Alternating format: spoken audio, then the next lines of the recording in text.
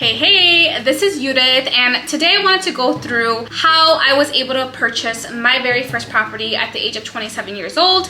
And I wanted to go through my first property because I would always get asked, how did I do it? And so for me, I had left my parents' house at the age of 24, and I was very intentional about living cheap. I didn't want to rent out my own apartment. I wanted to live with roommates because I wanted to live cheaply. I didn't want to spend a majority of my income on housing. So I ended up living initially in a basement of a building.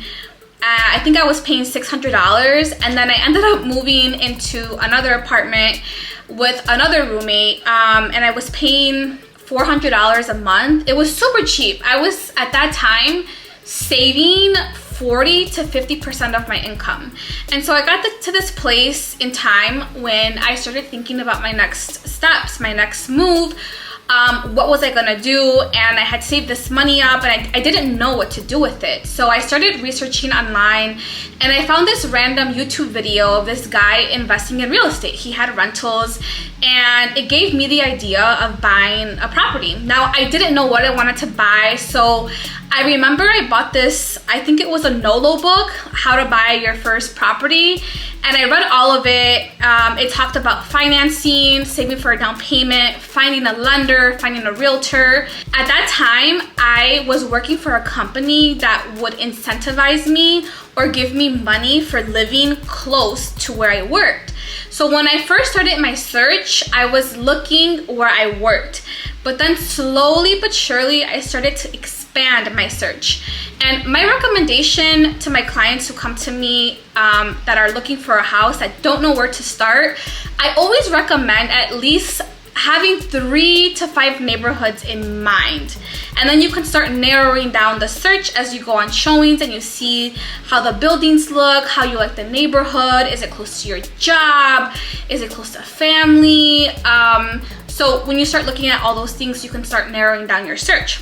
So I started looking where I worked, near where I worked, but I eventually kind of went another direction and started looking at another neighborhood. And from then, I started looking for realtors. So I had interviewed at that time 3 realtors, and I found one that I really liked, but looking back, I wouldn't have gone with that same realtor, and I'll explain why. But I found a realtor, and we started going on showings, and I was at one point looking at houses, 2 flats, and then I narrowed it down to condos. And the reason I went for a condo was because I was a 27-year-old female, and I didn't really know what it would take to manage a property. And I didn't want the risk of not knowing or feeling the stress of not being prepared for a repair or something that just was unexpected. I didn't want to take that risk. So I ended up buying a condo.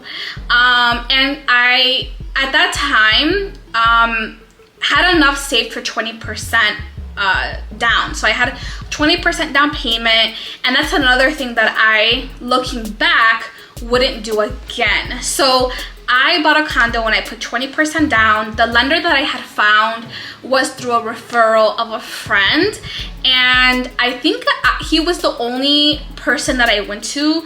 I didn't explore other lenders, which I also regret. I wish that I would have called other lenders, and that's another thing that I recommend to my clients, is if they're looking, interview 2 other lenders. At least have 1 or 2 lenders to look at, to call and ask them questions. Are there programs available for housing assistance? What types of financing are available? I put 20% down thinking that that's what I had to put down. The lender that I chose didn't really inform me otherwise. And looking back, I probably wouldn't have done that and put all of my eggs in one basket. And so I found a condo that needed cosmetic work. So I redid the hardwood floors, I painted, I added a few shelves in the condo. I want to say I lived there by myself for 3 months. because I was thinking about renting out one of the rooms, and I didn't know whether or not I wanted to do that and like get started in like investing or becoming a landlord. And so after 3 months, I had a conversation with my friend who was looking for housing, and it was kind of just perfect timing. And I had offered her one of my rooms in my condo, and she took it, moved in with me, and that's how I became a landlord and started renting out the room. I was living really cheap. The rent that I was getting was, I want to say, 80% of my total mortgage, and then we were splitting the utilities. So I did that for like an entire year, and then after that I decided to find another realtor for my next investment property. But one thing that I regret with my first realtor is that he was not a big fan of negotiating, and I was really trying to lowball property offers because some of them were on the market for a while, and he just wasn't a fan of that. And that's one thing that I regret in finding that realtor, is that I wish that I would have found someone who was encouraging me to negotiate, because he wasn't. And that's one thing that I recommend my clients do, whether they work with me or not, is, hey, you should negotiate, especially if a property has been on the market for more than a month. You should be negotiating the price or whatever the case is. And so when I closed on my property, I was renting it out for an entire year, and that allowed me to save up even more money. Like, it accelerated the growth of my savings account.